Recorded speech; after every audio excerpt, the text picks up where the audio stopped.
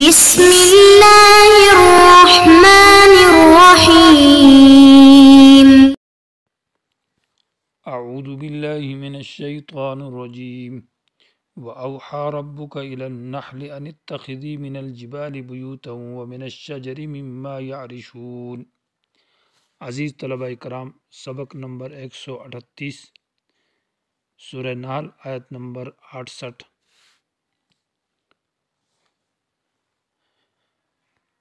یہ ایک اور مثال دی ہے اللہ تبارک و تعالی نے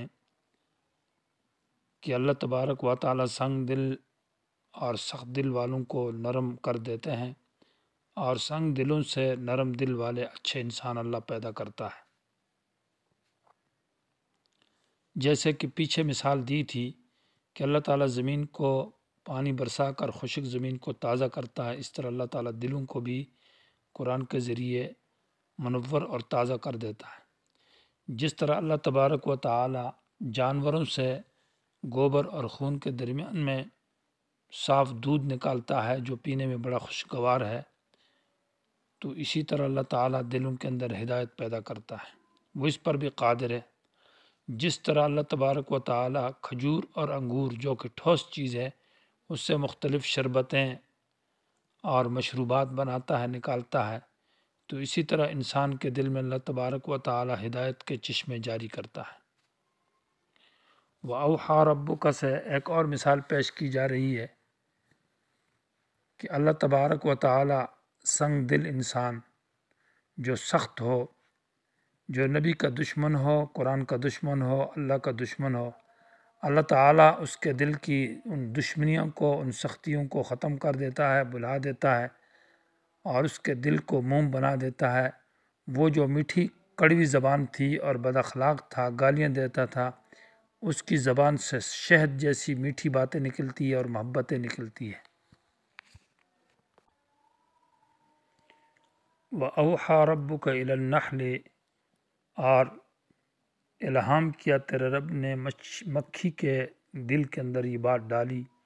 کہ بنا تو من الجبال، پہاڑوں کے اندر، بیوتن، اپنے چھتے اور گھر، ومن الشجری، اور درختوں کے اندر، ومما یعرشون، اور چھتوں کے اندر اپنے گھر بنا، ثم کلی، پھر کھا، من کل ثمرات، ہر قسم کا پھل، فسلکی سبل ربی کی ذللا، اور پھر چل اللہ کے راستوں کے اوپر جو اللہ نے تیرے لیے راستے ہموار کی ہے، ذللا مسخر کردہ، یخرجو نکلتا ہے، من بطونہا، ان مکھیوں کے پیٹ سے، شراب مختلف الوانہ، جس کے مختلف رنگ ہے، فیہ شفاء، اس میں ایک بہت بڑی شفا ہے، للناس، لوگوں کے لیے، یقیناً اس کے اندر نشانی ہے اس قوم کے لیے جو سوچ اور فکر سے کام لے۔ واللہ خلقکم، اللہ وہ ذات ہے جس نے تم کو پیدا کیا، ثم یتوفاکم، پھر تمہیں موت دے گا، ومنکم، اور تم میں سے کچھ وہ ہیں، یرد الی ارذل العمر، جو کمزور عمر کی طرف لٹا دیے جاتے ہیں، یعنی گھٹیا عمر، نکمی عمر، لکی لا یعلم بعد علم شیئا، نتیجہ یہ ہوتا ہے کہ علم جاننے کے بعد وہ کسی چیز کو نہیں سمجھتے۔ بے شک اللہ تبارک و تعالی جاننے والا ہے، قدیر، قدرت والا ہے۔ وَأَوْحَى رَبُّكَ، اوحا سے یہاں یہ معنی مراد ہے وحیٌ کا، کہ وہ ایک لطیف اشارہ ہوتا ہے کہ اللہ تبارک و تعالی جس کی طرف اشارہ کرتا ہے تو اس کے دل میں ایک لطیف بات ڈال دیتا ہے۔ اس کو القاء اور الہام کہتے ہیں، اور اس معنی کے اعتبار سے یہ لفظ اوحا قرآن مجید میں کئی مقامات پر استعمال ہے۔ تو معنی یہ ہے کہ اللہ تعالیٰ نے شہد کی مکھی کے فطرت میں اور دل میں یہ بات ڈالی ہے، یعنی اس کی فطرت کے اندر یہ بات اللہ نے ڈال دی ہے کہ وہ اپنے گھر پہاڑوں کے اندر یا درختوں کے اندر یا ان چھتوں کے اندر جو چھپرے ہوتے ہیں، یعنی نیچے سے لکڑیاں چھوٹی چھوٹی رکھی جاتی ہے اور اوپر انگور کے وہ تنے اور شاخ ان کے اوپر پھیلا دی جاتی ہے، اور چھت سا بنا دیتا ہے، اس سے مراد مما یعرشون، ان کے اندر اپنا وہ گھر بنا۔ تو یہ اللہ تعالیٰ نے شہد کی مکھی کے اندر یہ صلاحیت رکھی ہے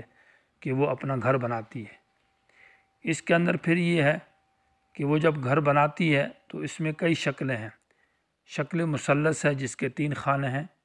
شکل مربع ہے جس کے 4 خانے ہیں، شکل مخمس 5 خانے والی، اور شکل مسدس 6 خانے والی۔ اسی طرح شکل معشر تک 10 تک ہے۔ لیکن کمال یہ ہے کہ اللہ تبارک و تعالیٰ نے اس کے اندر وہ صلاحیت پیدا کی ہے کہ یہ مسدس شکل بناتی ہے، یعنی 6 خانے والے، اور ہر خانے کے اندر پھر 6 خانے ہوتے ہیں۔ اور اس کی وجہ یہ ہے کہ باقی جو ریاضی کی شکلیں ہیں، مخمس ہو گئی 5 خانے والی یا 4 والی، ان کے خانے آپس میں ملے نہیں ہوتے، وہ مطلب ایک دوسرے سے جدا ہوتے ہیں۔ اور مسدس جو شکل ہے اس کے خانے آپس میں ملے ہوتے ہیں، اور یہ بہترین ایک صورت ہے۔ تو یہ اس طرح کی ایک خانہ بناتا ہے مسدس شکل کی، گھروں کے اندر یا پہاڑوں میں یا درختوں میں یا ان چھتوں کے اندر۔ ثم اللہ تعالیٰ نے کہا ثم کلی، پھر کھا، من کل الثمرات، ہر قسم کا پھل۔ تو جہاں جہاں کہیں مختلف قسم کے پھل ہوتے ہیں ان سے جا کر یہ ان کا رس چوستی ہے اور اپنا پیٹ بھر لیتی ہے۔ پھر اللہ نے اسے کہا فصلو کی، چل، سبل ربی کا، اپنے رب کی، سبل ربی کی، اپنے رب کے راستوں پر۔ اللہ نے اس کے لیے راستے متعین کی ہے اور راستے دکھائے، ان راستوں پر یہ چلتی ہے۔ ذلولاً، اس حال میں کہ وہ راستے اس کے سامنے مسخر ہے، تابع ہے، گویا کہ جس راستے سے یہ چلتی ہے کئی میلوں کا سفر کر کے، اور راستہ اس سے بھولتا نہیں ہے، اسی راستے پر دوبارہ اپنے اس چھتے کو، اس گھر کی طرف یہ لوٹ کر آ جاتی ہے۔ اور پھر اس سے وہ شہد، وہ جو پھلوں کا جوس ہے، وہ اس کے پیٹ کے اندر وہ یخرج، نکلتا من بطونہا، ان کے پیٹوں سے، شرابن، ایک شراب ہے، پینے کی چیز ہے، مختلف الوانہ، اس کے رنگ مختلف ہے، سفید بھی ہوتا ہے اور زرد رنگ کا بھی ہوتا ہے، اس میں کئی قسم کے رنگ ہوتے ہیں۔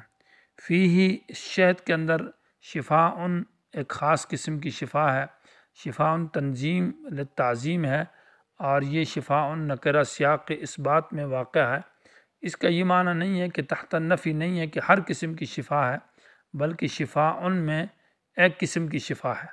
اور تنوین تعظیم کے لیے تو شفاء عظیم ہے، ایک بہت بڑی شفا ہے للناس، لوگوں کے لیے۔ اس آیت سے یہ بات معلوم نہیں ہوتی کہ شہد ہر بیماری کے لیے شفا ہے، یہ نہیں کہا اس میں، کیونکہ نکرہ سیاق اس بات میں آیا ہے اور وہ عموم کا فائدہ نہیں دیتا۔ ہاں البتہ اس پر تنوین آئی ہے تعظیم کے لیے، تو معنی اس میں ایک بہت بڑی شفا ہے، یہ بات معلوم ہوتی ہے۔ یہ بات کہ یہ شہد کہاں سے نکلتا ہے، تو بعض مفسرین نے کہا ہے کہ یہ منہ سے نکلتا ہے۔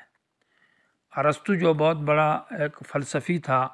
اس نے ایک مرتبہ شہد کی مکھی کو شیشے کے اندر بند کیا اور اس کی چاروں طرف سے اس کو دیکھتا رہا کہ اس کا شہد کہاں سے نکلتا تھا، لیکن وہ اس کو نہ پہچان سکے، معلوم نہ ہوا اس کے لیے۔ جب اس نے اس کا اسی شیشے کے اندر سیڈوں سے اس کو مٹی لگا کر بند کر دیا تو اس کے اندر پھر شہد تھا، اور جب تک وہ شیشے کے اندر تھی تو اس سے شہد نہ نکلا۔ لیکن یہ ہے کہ اس کے منہ سے یہ نکلتا ہے۔ ان فی ذالک، بے شک اس مذکورہ بات کے اندر، لآیتن، بڑی نشانی ہے، لقوم، اس قوم کے لیے، یتفکرون، جو سوچ سے کام لے۔ یعنی اللہ تبارک و تعالیٰ اس زہریلا جانور سے، مکھی سے، جو زہریلا ہے، اس سے کیسی میٹھی اور بہترین چیز پیدا کرتا ہے جو لوگوں کے لیے پینے کی اور شفا کا ذریعہ ہوتی ہے۔ تو اس مثال کے اندر اس بات کی طرف اشارہ کہ اے داعی اور اے پیغمبر، جو لوگ تجھ سے دشمنیاں رکھتے ہیں، جن کی زبانوں سے زہر نکلتی ہے، اور جن کے دلوں میں تیرے خلاف عداوت اور دشمنی اور کینہ اور بغض رکھا ہے، اللہ تبارک و تعالیٰ ایسی ذات ہے کہ وہ اس بات پر قادر ہے کہ ان دشمنوں کو تیرا دوست بنا دے۔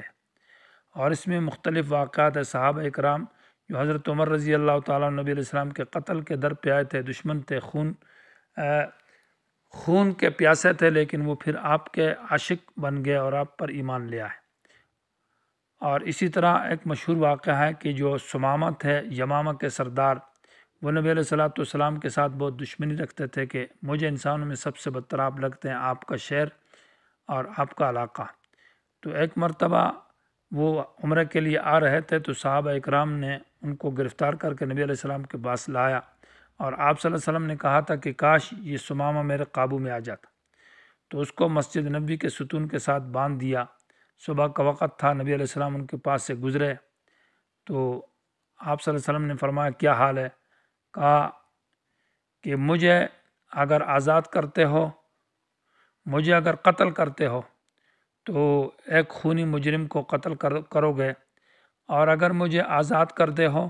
تو شکر گزار بندے کو آزاد کرنا ہے، اور اگر فدیہ چاہتے ہو تو حاضر خدمت ہے، آرڈر کیا جائے۔ 3 دن تک اس طرح آپ صلی اللہ علیہ وسلم سے گزرے اور آخر کار اس کو آزاد کیا، اور وہ چلا گیا ایک باغ کے اندر جا کر اس نے نہا دھا کر غسل کر کے اور واپس آیا اور کلمہ شہادت پڑھا اور کہا اے رسول اللہ، آپ مجھے روئے زمین میں سب سے برے لگتے تھے، ابھی سب سے اچھے مجھے آپ لگتے ہیں، آپ کا شہر مجھے بد مبغوض تھا، سب سے اچھا آپ کا شہر لگتا ہے، آپ کی باتیں لگتی ہے۔ تو اللہ تعالیٰ وہ ذات ہے، اور اس طرح کے بے شمار واقعات ہیں کہ اللہ تعالیٰ دشمنوں کو وہ میٹھا اور شیرین بنا دیتا ہے۔ واللہ خلقکم، اللہ وہ ذات ہے جس نے تم کو پیدا کیا، ثم یتوفاکم، پھر تمہیں اللہ موت دیتا ہے، ومنکم، اور تم میں سے کچھ وہ ہے من یرد، جن کو واپس کیا جاتا ہے الی ارذل العمر، گھٹیا عمر کی طرف، اور ارذل العمر سے مراد یہ تقریباً 80 سال کا عرصہ ہے۔ 80 سال کی عمر میں انسان ارذل العمر، بالکل کمزور عمر کی طرف چلے جاتا ہے۔ لکی لا یعلم، تاکہ نہ جانے بعد علم، علم کے بعد شیئا، کچھ بھی۔ جب جوانی میں تھا تو کتب خانے اس کی ذہن میں پڑے تھے، یہ چلتا پھرتا کتب خانہ تھا، لیکن اب جب بوڑھا ہو گیا تو اس کو کچھ بھی یاد نہیں ہے، اور چھوٹے بچے کل کے بچے کی طرح ہو گیا ہے۔ وہ اللہ جو اس بات پر قادر ہے کہ وہ کئی کتب خانے اس کی ذہن سے بلہا دے اور اس کو وہ باتیں یاد نہ رہے، تو اللہ تبارک و تعالیٰ اس بات پر بھی قادر ہے کہ اللہ تبارک و تعالیٰ اس کے دل میں وہ دشمنیاں، وہ عداوتیں، وہ بغض نکال دے اور وہ نبی کا دوست اور عاشق بنا دے۔ ان اللہ علیم، اللہ جانتا ہے کہ کس آدمی کے اندر یہ قابلیت اور صلاحیت ہے، کس کے اندر طلب ہے، اللہ اس کو جانتا ہے۔ قدیر، اللہ اس کام کے اوپر قادر ہے، کر سکتا ہے۔ ابن کثیر رحمہ اللہ نے لکھا ہے کہ یہ ارذل العمر ان لوگوں کے لیے جو کافر اور مشرک ہو، یہ ان کے ساتھ خاص ہے۔ مومن موحد کو اللہ تعالیٰ اس سے بچاتا ہے۔ اللہ تعالیٰ اپنے دین کی سمجھ نصیب فرمائے۔